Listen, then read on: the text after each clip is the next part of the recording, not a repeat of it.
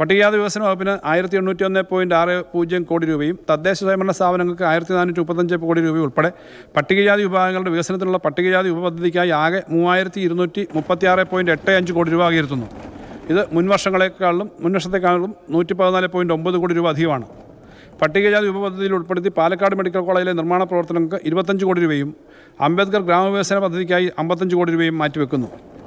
പട്ടികജാതി വിദ്യാർത്ഥികൾക്കുള്ള post metric scholarship എന്ന കേന്ദ്രാവിഷ്കൃത പദ്ധതിയുടെ സംസ്ഥാന വിഹിതമായ 73 കോടി രൂപയും പോസ്റ്റ് മെട്രിക് വിദ്യാർത്ഥികളുടെ സ്കോളർഷിപ്പിനുള്ള അധിക സംസ്ഥാന സഹായ പദ്ധതിയുടെ വിഹിതമായ 221.47 കോടി രൂപ ഉൾപ്പെടെ പട്ടികജാതി പോസ്റ്റ് മെട്രിക് സ്കോളർഷിപ്പ് പദ്ധതികൾക്കായിട്ട് 294.47 കോടി രൂപ വകയിരുത്തുന്നു. പട്ടികജാതി വിദ്യാർത്ഥികൾക്ക് സഹായ പദ്ധതിയിൽ ഉൾപ്പെടുത്തി വിദ്യാഭ്യാസ സഹായത്തിന് 242 കോടി രൂപ വകയിരുത്തുന്നു.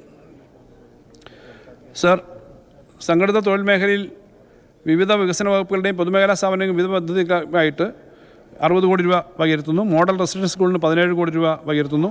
പട്ടികജാതി വിഭാഗക്കാരുടെ ബിസിനസ് സംരംഭങ്ങൾ വിപുലീകരിക്കുന്നതിനായിട്ട് സമൃദ്ധി കേരളം പദ്ധതിക്ക് വേണ്ടി 10 കോടി രൂപ വകയിരുത്തുന്നു. ഭൂപരിരഹിതരായ 5000 പട്ടികജാതി കുടുംബങ്ങൾക്ക് വീട് നിർമ്മിക്കുന്നതിന് 170 കോടി രൂപ വകയിരുത്തുന്നു. ജീർണിച്ച ഭവനങ്ങളുടെ മെച്ചപ്പെടുത്തലിനും പഠനമുറികളുടെ നിർമ്മാണത്തിനുമായി ആവിഷ്കരിച്ച സേഫ് പദ്ധതിക്ക് 240 കോടി രൂപ വകയിരുത്തുന്നു.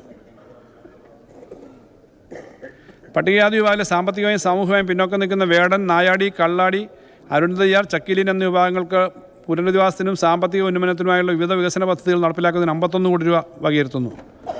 1 ലക്ഷം രൂപ വരെയുള്ള കുടുംബങ്ങളിലെ പെൺമക്കളുടെ വിവാഹ സഹായ പദ്ധതിക്കായി 88 കോടി രൂപ വകയിരുത്തുന്നു. അംബേദ്കർ ഗ്രാമവികസന പദ്ധതിക്ക് 55 കോടി രൂപ വകയിരുത്തുന്നു. സർ, പട്ടികവർഗ വിഭാഗക്കാരുടെ ഉന്നമനം ലക്ഷ്യമിടുന്ന പട്ടികവർഗ ഉപപദ്ധതിക്ക് 1020.44 കോടി രൂപ വകയിരുത്തുന്നു. മുൻ വർഷത്തേക്കാൾ 46.31 കോടി രൂപ ഇത് അധികമാണ്. പട്ടികവർഗ വികസന വകുപ്പ് മുഖേന 804.70 കോടി രൂപയും തദ്ദേശ സ്വയംഭരണ സ്ഥാപനങ്ങൾ മുഖേന 215.74 കോടി രൂപയും ചെലവഴിക്കുന്നതാണ്. വിദ്യാവാഹിനി പദ്ധതിക്കായി 30 കോടി രൂപയും പട്ടികവർഗ്ഗക്കാരുടെ വരുമാനദായക ഉദ്യോഗ പദ്ധതിയുടെ പ്രവർത്തനങ്ങൾക്കായി 10 കോടി രൂപയും വയ്ക്കുന്നു. ട്രൈബൽ പ്ലസ് പദ്ധതിക്ക് 35 കോടി വെക്കുന്നു. ഏകലവ്യ സ്കൂൾ, റെസിഡൻഷ്യൽ സ്കൂൾ എന്നിവയ്ക്ക് 60 കോടി രൂപ വെക്കുന്നു. സർ, പട്ടികവർഗ്ഗക്കാരിലെ ദാരിദ്ര്യം, പോഷകാഹാരക്കുറവ് എന്നിവ ഇല്ലാതാക്കുന്നതിന് പദ്ധതിക്ക് 20 കോടി രൂപ വകയിരുത്തുന്നു. സമഗ്ര ആരോഗ്യ സംരക്ഷണ പദ്ധതിക്ക് 32 കോടി രൂപ വകയിരുത്തുന്നു. അപൂർണമായ പട്ടികവർഗ ഭവനങ്ങളുടെ പൂർത്തീകരണത്തിനായി 70 കോടി രൂപ വകയിരുത്തുന്നു. അംബേദ്കർ സെറ്റിൽമെൻറ്റ് പദ്ധതിക്ക് 42 കോടി രൂപ വകയിരുത്തുന്നു. സർ, പട്ടികവർഗ ഉപപദ്ധതിയിലെ കോർപ്പസ് ഫണ്ടിനായി 46 കോടി വകയിരുത്തുന്നു. ഇത് മുൻ വർഷത്തേക്കാൾ 6 കോടി അധികമാണ്. സർ, മറ്റു പിന്നോക്ക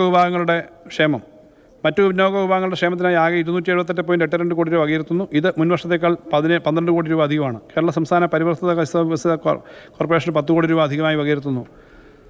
സർ, അർഹരായ മറ്റ് സമുദായങ്ങളിലെ വിദ്യാർത്ഥികൾക്ക് പ്രീ മെട്രിക് സഹായം, പോസ്റ്റ് മെട്രിക് സഹായം എന്നീ 2 വിഭാഗങ്ങളിലെ യഥാക്രമം 5 കോടി രൂപയും 40 കോടി രൂപയും ഉൾപ്പെടെ ആകെ ധനസഹായമായി 45 കോടി രൂപ വകയിരുത്തുന്നു.